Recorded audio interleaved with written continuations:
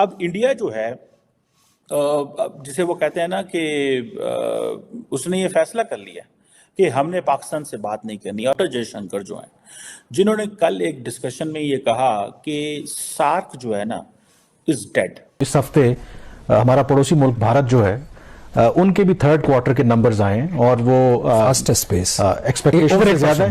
8.4% third quarter में उनकी growth rate रही है और ओवरऑल अब जो उनकी प्रोजेक्शन है सालाना जो माली साल की, वो पहले 7% ग्रो करना था उन्होंने, अब वो 7.6% कह रहे हैं। इंडिया ने पाकिस्तान को कंप्लीटली डिस्कार्ड कर दिया। वो समझते हैं कोई जरूरत ही नहीं है।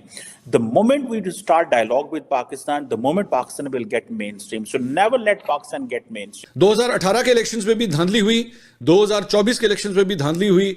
इमरान खान जिस तरह उनको जितवा के यहां तक पहुंचाया गया था, इसी तरह शहबाज शरीफ को या मुस्लिम लीग नून को भी जो है वो सारे पीछे से जो है वो हरबे इस्तेमाल कर करके जो है इस मसनद तक पहुंचाया गया है। डॉक्टर जयशंकर कहते हैं कि टेररिज्म इंडिया से, पाकिस्तान सिर्फ इंडिया के हवाले से नहीं करता, और भी खित्ते के बहुत सारे ममालिक हैं, और तो कोई मुल्क बात नहीं करता। अफगानिस्तान के हवाले से पाकिस्तान के जारी वादे इश्यूज हैं।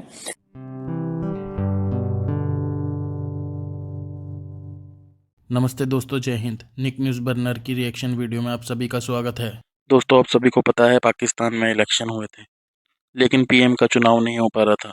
ये नहीं पता था कि अगला पीएम कौन बनेगा, लेकिन अब पाकिस्तान को उनका पीएम मिल चुका है। पाकिस्तान का पीएम शहबाज शरीफ बना है। शहबाज शरीफ इनका वही पुराना पीएम है जो पहले भी पीएम था, वो अब फिर से बन गया है। और दोस्तों, ये भी बात हो रही है पाकिस्तानी मीडिया में कि हर बार की तरह इस बार भी इलेक्शन में धांधली हुई है, क्योंकि जीतना इमरान खान को था। इमरान खान 100% जीता हुआ था, लेकिन पीएम शहबाज शरीफ को बनाया क्योंकि इस्टेब्लिशमेंट को उन पर बहुत ही ज़्यादा भरोसा था। और दोस्तों, पाकिस्तानी मीडिया ये भी चर्चा कर रहा है कि भारत की ग्रोथ 7% से बढ़कर 7.6% हो गई है। और दोस्तों, अमेरिका की नेवी ने 11 जनवरी को सोमालिया के तट के पास अरेबियन सी में एक ऑपरेशन किया, जिसमें एक नाव में 4 आतंकवादी मिले और जिनके पास पाकिस्तानी पासपोर्ट था, और उनके पास हथियार बरामद हुए हैं। उसके पास वॉर हेड थे, बैलिस्टिक मिसाइल्स थी और बहुत सारे वेपन थे, जिन्हें सीज कर दिया गया था, और ये सारे के सारे पाकिस्तानी थे। तो दोस्तों, देर ना करते हुए चलते हैं आगे की वीडियो की तरफ। धन्यवाद। आपने कहा कि सेकंड क्वार्टर की, तो इस हफ्ते हमारा पड़ोसी मुल्क भारत जो है उनके भी थर्ड क्वार्टर के नंबर्स आए और वो फास्टेस्ट पेस एक्सपेक्टेशन से ज्यादा है। 8.4% थर्ड क्वार्टर में उनकी ग्रोथ रेट रही है और ओवरऑल अब जो उनकी प्रोजेक्शन है सालाना जो माली साल की, वो पहले 7% ग्रो करना था उन्होंने, अब वो 7.6% कह रहे हैं। Fact of the matter is कि जब आपके मुल्क यहाँ कंसिस्टेंसी होती है, आपके यहाँ एक पॉलिटिकल स्टेबिलिटी होती है, तो उसके फिर जो समरात हैं वो इस सूरत में आपको मिलते हैं। यूएस की एक मकामी अदालत है, उन्होंने 4 लोगों को चार्जशीट किया है, उनको इंडाइट किया है, और कहा यह जा रहा है कि वो जो चारों इंडिविजुअल्स हैं उनके पास पाकिस्तानी आइडेंटिटी कार्ड। 11 जनवरी को एक ऑपरेशन किया यूएस की नेवी ने सोमालिया के साहिल के करीब अरेबियन सी के अंदर, और वो बगैर जो फ्लैग के वहां पर एक जो शिप है वो जा रहा था, तो उसको उन्होंने चेक करने के लिए कि क्या ये शिप गैर कानूनी तौर पर तो नहीं जा रही। उन्होंने वहां पर मटेरियल सीज किया है, उसमें इरानियन मेड एडवांस्ड जो कन्वेंशनल वेपनरी थी, including critical parts of medium range ballistic missiles, anti ship cruise missiles, a warhead, propulsion and guidance component. Selected नहीं मानता वो भी झूठ बोलता है। पूरा सच ये है। 2018 के इलेक्शंस में भी धांधली हुई, 2024 के इलेक्शंस में भी धांधली हुई।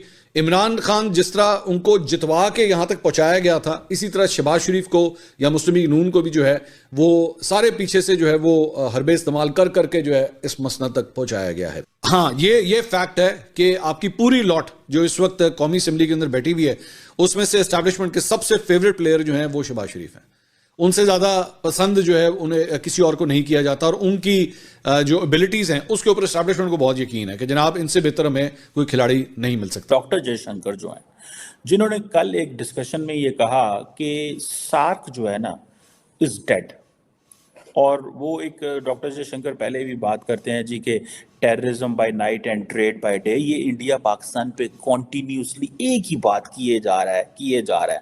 सो पाकिस्तान कह रहा है, और देन डॉक्टर जयशंकर कहते हैं कि टेररिज्म इंडिया से, पाकिस्तान सिर्फ इंडिया के हवाले से नहीं करता, और भी खित्ते के बहुत सारे ममालिक हैं, और तो कोई मुल्क बात नहीं करता। अफगानिस्तान के हवाले से पाकिस्तान के सारी बातें इश्यूज हैं, लेकिन क्वेश्चन ये है कि पाकिस्तान की जो इंडिविजुअल इंपॉर्टेंस इतनी कम हो गई है कि बाकी खित्ते के ममालिक ने समझा कि इनसे हमारा अब लेन देन ही कोई नहीं है।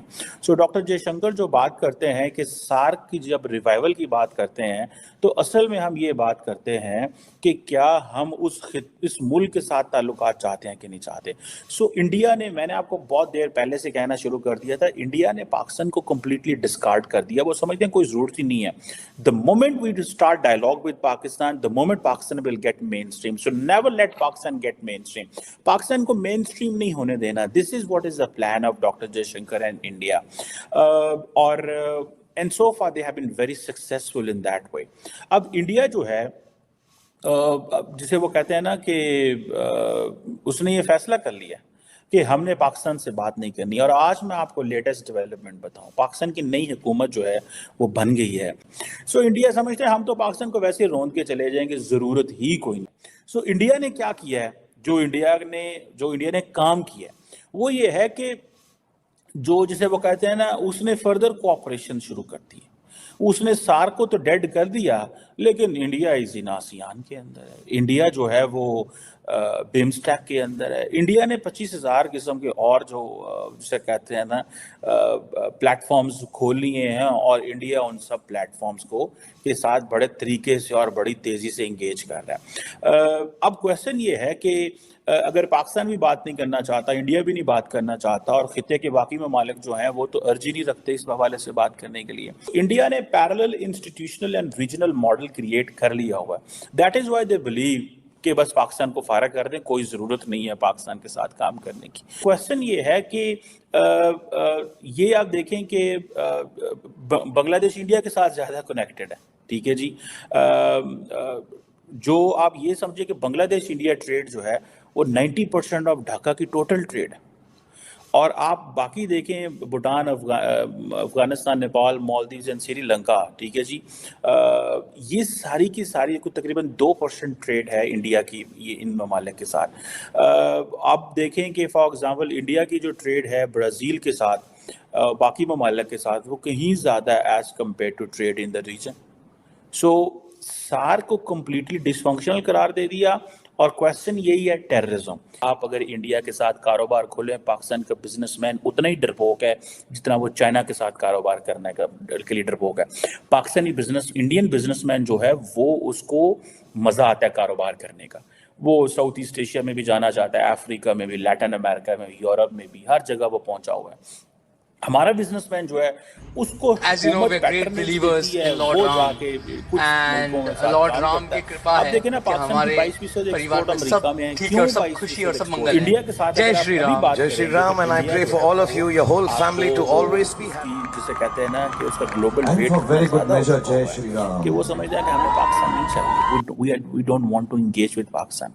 अब पाकिस्तान जब तक from a security state to geo economics transformation नहीं करता, पाकिस्तान का जो इमेज है एज ए सिक्योरिटी स्टेट से जियो इकोनॉमिक्स की तरफ नहीं जाता, पाकिस्तान के अंदर तब्दीली नहीं आ सकती। इंडिया हमें ऐसे ही ईजी लेता रहेगा। सो पाकिस्तान को चाहिए कि अपना जो इमेज है वो एक जियो इकोनॉमिक, लेकिन बहुत सारे लोग कहते हैं जी कि पाकिस्तान ने डेफिनेशन तो बदल ली है, सारा कुछ कर लिया है, लेकिन इन रियलिटी पाकिस्तान जो है वो कुछ ऐसा नहीं करने वाला जिससे कहते हैं ना कि कोई बेहतरी आएगी।